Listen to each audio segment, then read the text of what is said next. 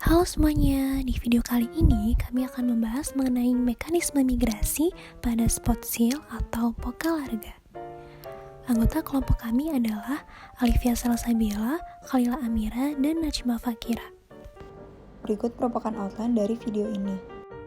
Pertama-tama, saya akan menjelaskan mengenai karakteristik umum dari Pokalarga, dimulai dari morfologi. Warna rambut Pokalarga bersifat monomorfik yang didominasi oleh warna abu-abu gelap dengan bintik-bintik hitam di sekujur tubuh. Sisi perut berwarna putih keperakan dan memiliki bintik-bintik yang lebih sedikit dibandingkan dengan punggung. Pokalarga muda biasanya memiliki pita lebar berwarna coklat tua yang memanjang di sepanjang bagian tengah punggung dari kepala hingga ekor, yang secara bertahap akan berubah menjadi bintik-bintik seiring bertambahnya usia remaja.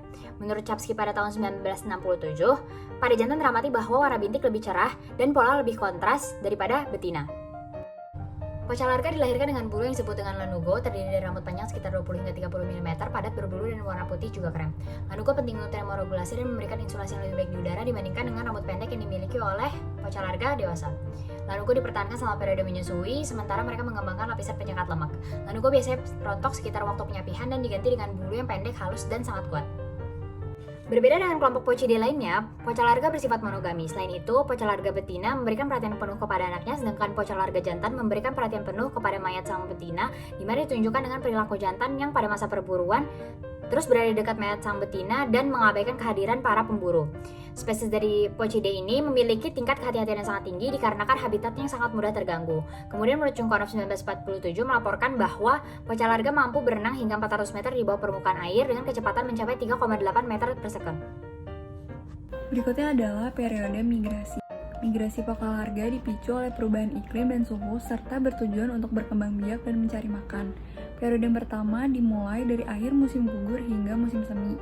Pada periode ini terjadi musim kawin, sehingga Pokalarga melahirkan, menyusui, berkembang biak, serta berganti kulit dengan berkumpul di atas es laut. Mereka mengandalkan es pada laut untuk bereproduksi. Periode melahirkan dan menyusui dimulai sekitar bulan Maret dan berlangsung selama sekitar 2 minggu. Ketika memasuki musim dingin, es menebal di sepanjang pantai, sehingga Pokalarga pindah ke daerah tersebut untuk menghindari es yang padat. Saat akhir musim semi, setelah masa sapi dan berkembang biak Pokalarga, es mulai hancur dan mereka berkumpul di sisa gumpalan es, membentuk kawanan kecil untuk kembali bermigrasi lagi. Periode yang kedua dimulai saat musim panas. Pada periode ini, setelah berganti kulit dan ketika es laut mencair, kawanan Pokalarga memecah dan bermigrasi ke daerah laut terbuka atau tepi daratan dan pulau-pulau dengan suhu yang dingin yang merupakan feeding habitat mereka. Berikutnya adalah distribusi migrasi Pokalarga. Distribusi ini dibagi menjadi 3 populasi. Populasi yang pertama berada di Laut Bering Barat, Teluk Anadyr di Rusia, dan Laut Bering Timur di perairan Alaska. Populasi ini mencakup sekitar 100.000 individu. Populasi yang kedua berada di Laut Jepang dan Laut Okhotsk. Populasi ini mencakup sekitar 100.000 individu.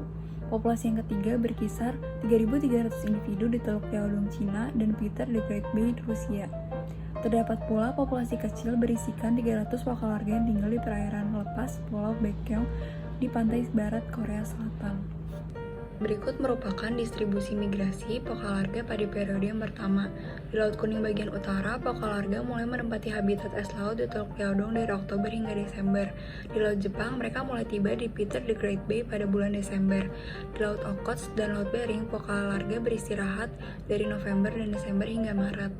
Kemudian pada Laut Cukci Selatan pada bulan Oktober melewati Selat Bering pada bulan November untuk berkembang biak di Laut Bering. Selanjutnya merupakan distribusi Pokalarga pada periode yang kedua. Di Laut Kuning bagian utara, Pokalarga bermigrasi ke selatan dan timur mulai bulan April atau Maret.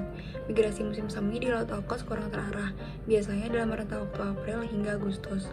Kemudian di Laut Bering Timur, Pokalarga bermigrasi dari Mei hingga Juli. Pokalarga kemudian akan bermigrasi ke pantai Laut Bering atau Laut Cukci pada bulan Agustus. Selanjutnya adalah perubahan biologis. Perubahan biologis dari segi lingkungan dan fisiologi Pokalarga terjadi seiring berjalannya waktu disebabkan oleh pemanasan global selama 20 tahun terakhir. Individu yang bermigrasi sebelumnya merupakan anjing laut yang muda, namun seiring berjalannya waktu saat ini ditemukan anjing laut yang hamil ikut bermigrasi. Jumlah individu yang bermigrasi yang awalnya hanya ratusan sekarang mencapai ribuan, meningkat setiap tahunnya. Waktu migrasi juga ikut berubah. Migrasi Pokalarga dipicu oleh temperatur suhu air laut daerah mereka tinggal. Pemanasan global menyebabkan perubahan suhu air laut tidak menentu, sehingga waktu migrasi Pokalarga menjadi berubah. Seperti contohnya, awalnya pokalarga bermigrasi dari bulan Januari dan Mei, namun saat ini jumlah individu yang bermigrasi di bulan Januari berkurang tiap tahunnya dan meningkat di bulan April. Selanjutnya adalah perubahan kualitas es. Pada survei yang dilakukan akhir Maret 2008, berbarengan dengan masa reproduksi pokalarga, ditemukan bahwa kepingan es yang melayang di pantai Hokkaido dan Laut Okhotsk sangat tipis dan tidak cukup tebal untuk dapat mengangkut anjing laut. Kualitas es yang buruk ini dapat memengaruhi pokalarga, menyebabkan anak anjing laut bisa hilang atau tenggelam karena kepingan es yang terapung bisa mencair saat mereka dilahirkan atau sedang disusui di atas es. Kemungkinan terburuk jika es yang terapung berkurang atau hilang dari laut, produktivitas dapat menurun dan ikan serta mangsa alami pokalarga akan berkurang yang apabila terjadi secara terus-menerus dapat menyebabkan kepunahan dalam skala yang besar. Selanjutnya, apa yang harus dilakukan di masa depan? Kedepannya, dengan memperjelas habitat makan pokalarga yang bermigrasi, akan diketahui hubungan antara pokalarga di daerah tersebut dan distribusi kelompok pokalarga.